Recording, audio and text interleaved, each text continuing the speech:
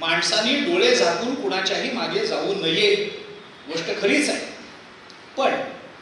पण मी थोडा त्याच्या पुढचा विचार बोलतो. मी असं म्हणतो, माणसाने डोळे झाकून मागे जायला हरकत नाही. माझी दोन्ही वाक्य विरोधी आहेत. पहिलं वाक्य मी बोलतोय, माणसाने डोळे झाकून कुणाच्याही मागे जाऊ नये.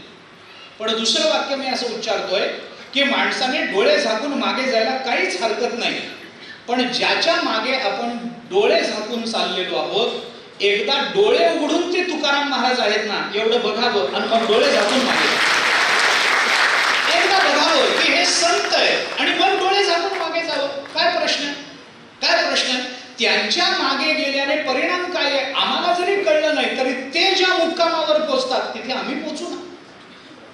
ज्ञानोबांनी चिंतन केले 17व्या अध्यायाच्या आरंभी, श्रुती स्मृतीचे अर्थ आपणची होवो निमूर्त, अनुष्ठाने जगा देत वडील जे हे, तयाची आचरती पावली सात्विक श्रद्धा चाले, ते तेची फळे ठेविले ऐसेला.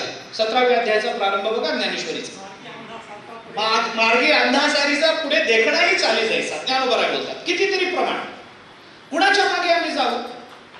संत मार्गी चालती त्यांची लागे मज माती, त्यांच्या मागे जाऊ. कुणाच्या मागे आम्ही जाऊ?